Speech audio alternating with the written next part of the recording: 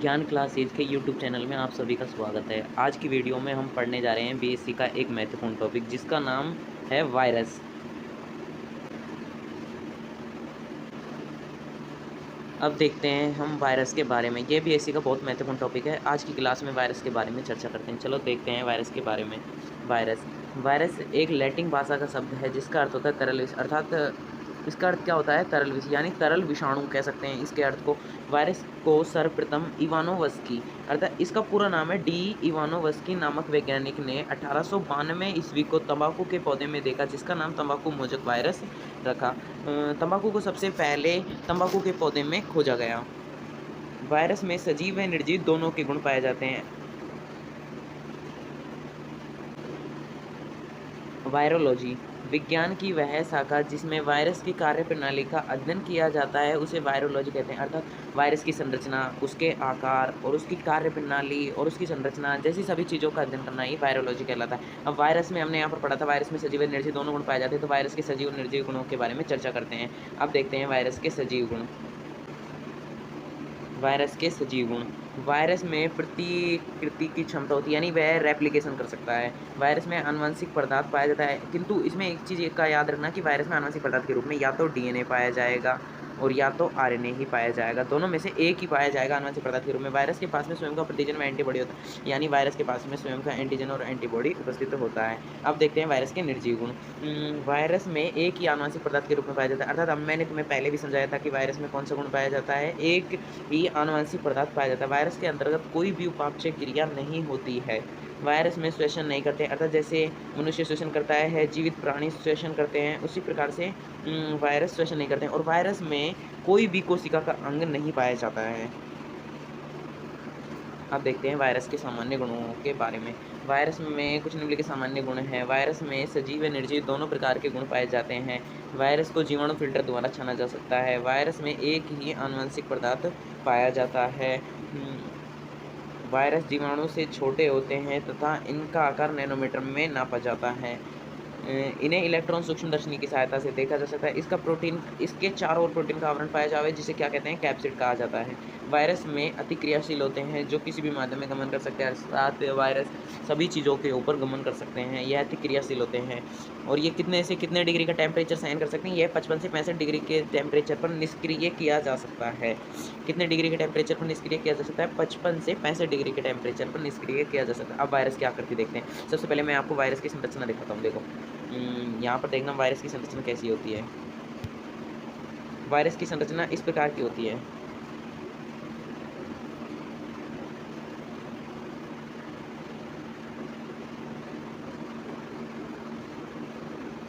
Virus की संरचना कुछ इस प्रकार की होती है। इसमें यह बीच में पाए जाने वाला क्या है? आनुवंशिक पदार्थ।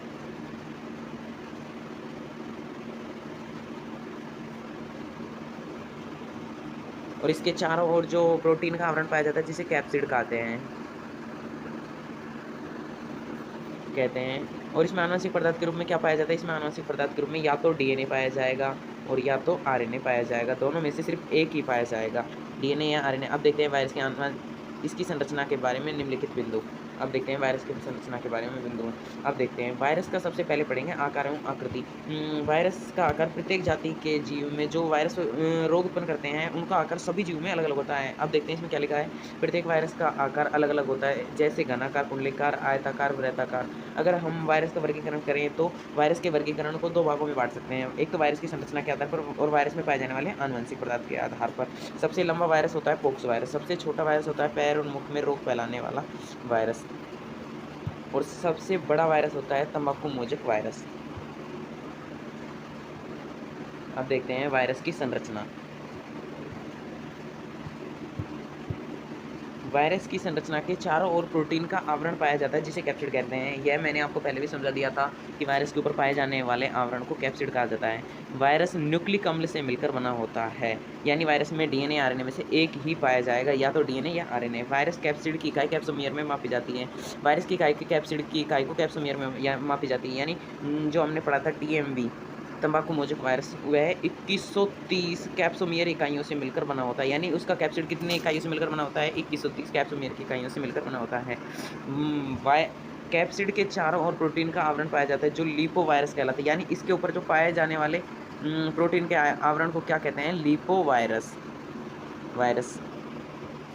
और इसे क्या कहा जाता है? इसे कैप्सिड कहा जाता है, जो इसके चारों ओर प्रोटीन का आवरण होता है। और कैप्सिड को किस में नापा जाता है? कैप्सोमियर में। और इसके अंतर्गत पाए जाने वाले आनुवंशिक पदार्थ या न्यूक्लिक अम्ल को न्यूक्लिक अम्ल पाया जाता है जो एक ही प्रकार का होता है, या तो डीएनए होगा और या आरएनए होगा।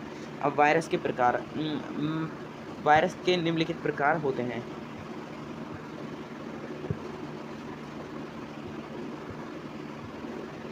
वायरस के प्रकार, वायरस को होलमन्स नामक वैज्ञानिक ने वायरेल्स गण में रखा, जिनके 3 प्रकार हैं: फेजेनी, जूफेजेनी, फाइटोफेजेनी। जीवाणु वायरसों को फेजेनी वर्ग में रखा गया है, जंतु वायरसों को जूफेजेनी वर्ग में रखा गया है और आरएनए वायरसों को फाइटोफेजेनी वर्ग में रखा गया है। अब वायरस की आकृति के आधार पर उनके निम्नलिखित प्रकार हैं। एक तो होता है उनका घनाकार, यानी घनाकार आकृति होते हैं। एक होता है कुंडलीकारनुमा संरचना में और एक होता है आयताकारनुमा संरचना में, यानी आयत के समान।